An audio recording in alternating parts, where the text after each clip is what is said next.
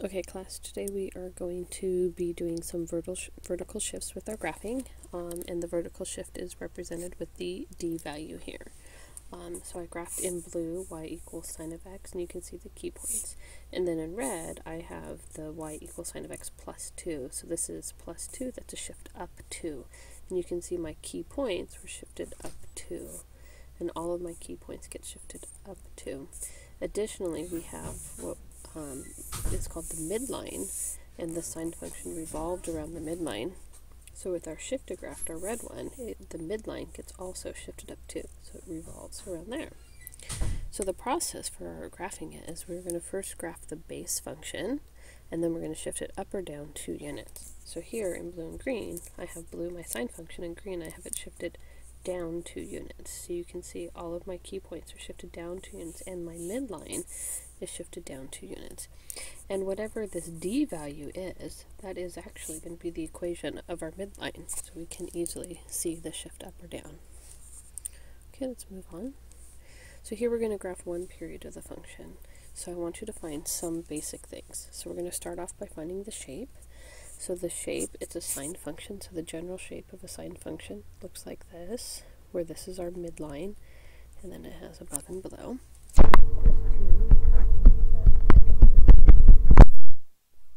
My period, I'm going to use my b value, which is 4, so the period is 2 pi over 4, or pi over 2. So that means from start to finish of my graph, it's going to go in pi over 2. To figure out how we're going to space things along the x-axis, it's always going to be the period, which is pi over 2, all over 4, which can be written as a fraction. So you have a fraction divided by a fraction, so we're going to multiply by the reciprocal.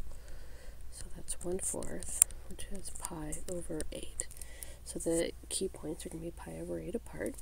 The vertical shift is our d value, and it's -1, so we're going to shift it down 1. And lastly, which got cut off from the screen, is the range, which we will find after we graph it. So we can graph the base function. So we're going to graph the sine function with an amplitude of 2. So I'm just going to do my key points. So I know the key points, it stretches up 2, and then it stretches down 2. And that would be 1 period, because we're have to graph 1 period. So this would be my base function with my stretch. So what I have graphed so far is y equals 2 sine of 4x.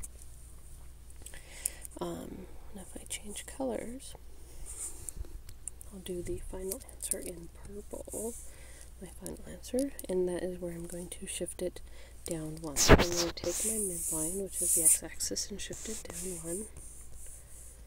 I'm going to take all of my key points and shift them down 1.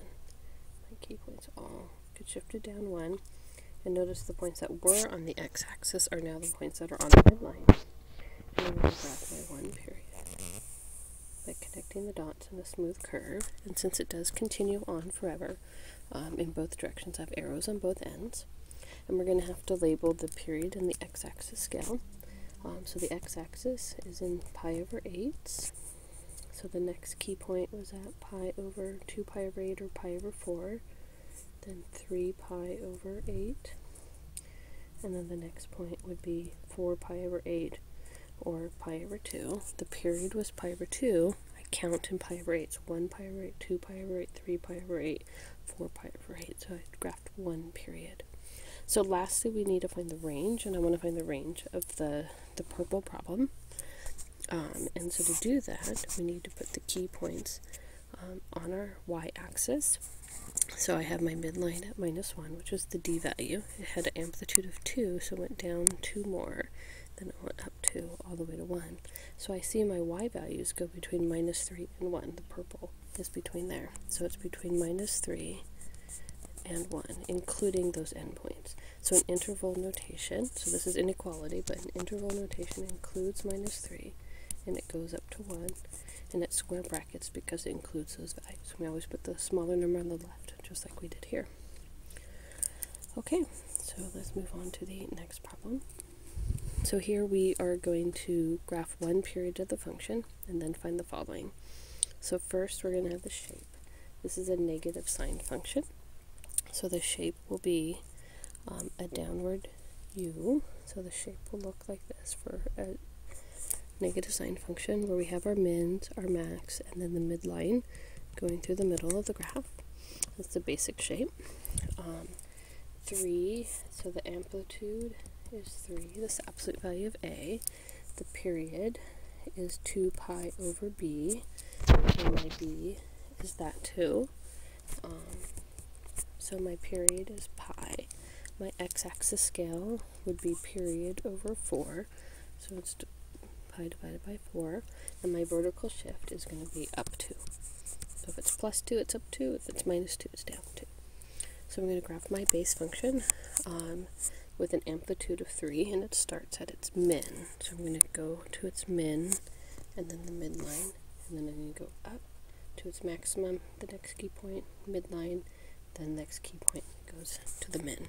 So this is my base function, which is y equals negative 3 cosine of 2x. So now that I've graphed that, I can go ahead and do my shift up to, so I'll change that back to purple.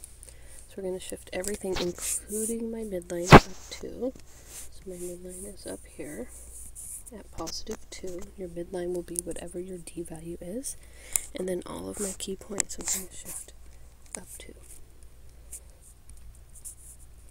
And then I'm going to connect the dots and see that I have a smooth curve that is a downward U, where these points are at the mins, the arrows are pointed upward, and my amplitude is the distance. It stretches from the midline, so it goes up to 5, and it goes down to minus 1. So I have my key points for my purple graph, and then I need to write the values on the x-axis. The x-axis scale is pi over 4, 2 pi over 4, 3 pi over 4, and 4 pi over 4, or pi. So my period was pi. I graphed one period of it, and that is pi.